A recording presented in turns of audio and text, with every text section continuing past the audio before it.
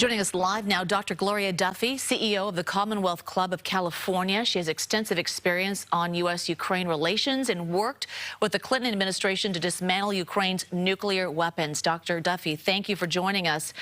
Let's begin. Putin put Russian forces on high alert today. Can you explain exactly what that means? Sure, Juliette. Our Defense Department does believe that Russia has actually raised the alert level of its nuclear forces. It appears that Russia is currently at DEFCON 2 level of alert. That's on a scale of 5, which is low or no threat, and level 1, which means nuclear war is imminent. That DEFCON 2 means that military forces stand ready to deploy and fight in 6 hours or less. So what would we see as evidence of this change by Russia? Increasing levels could mean possibly arming their ICBMs, moving mobile launchers into position, putting more submarines at sea, loading nuclear weapons on bombers, activating defensive systems. These are signs we watch very carefully through our intelligence means, and we would see certain physical indications. I've seen no mention that we've seen evidence of physical changes in Russian nuclear forces, although that could not be public. And apparently today, the U.S. went to DEFCON alert level 2 in Europe, although elsewhere in the world, we're still at level 3 or 4. So with this declaration from Putin, should the West be concerned that the invasion could escalate, leading to nuclear war, whether on purpose or by mistake? In my own opinion, Putin is, I think, highly unstable at this time.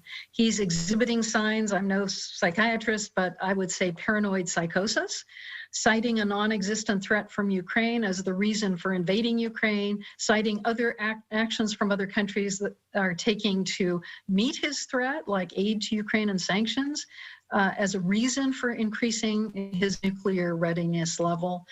So I do think he's unstable.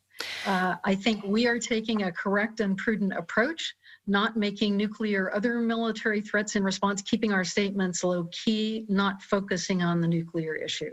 So, assuming his alleged mental state right now, Ukrainian President Volodymyr Zelensky has agreed to talks with Russia without any preconditions. So do you think these talks will even materialize? Could they actually even ease violence?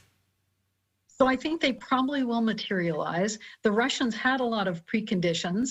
While they've dropped those, they will probably bring those preconditions to the talks. That Ukraine lay down its arms, agree not to join NATO, recognize the Donbass region as independent, stop any military buildup aided by outside countries, and of course that the sanctions against Russia stop. Ukraine needs some very different outcomes from these. They need a ceasefire, Russian withdrawal, Russian non-interference, recognition of Ukrainian independence, and so on and so forth. The two sides are very far apart. So I do think they will meet. I think a ceasefire would be a good first step if they could agree to that. And then I think the idea of a mediator is a good one. The Israeli prime minister has offered to serve as a mediator, which Zelensky accepts.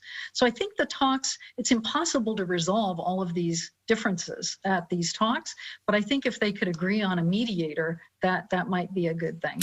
So until that happens, when that happens, in the meantime, Western nations are tightening sanctions, buying weapons from Ukraine, including missiles. So do you think there's actually more they could be doing now? I think we're doing a lot, and I'm glad to see it. In fact, I think we need to keep up the pressure from the international community to support Zelensky in the negotiations, but also make it clear to Russia that if they cooperate, the international sanctions will end. So I think it's good that the West at this point is tightening sanctions, that various countries are buying weapons for Ukraine, because I think Putin won't stop with Ukraine unless he's stopped. So I think there are some other measures, other things we can do, and perhaps we already are, such as cyber measures against Russia. I just hope we and our allies continue to be supportive because Ukraine deserves our support.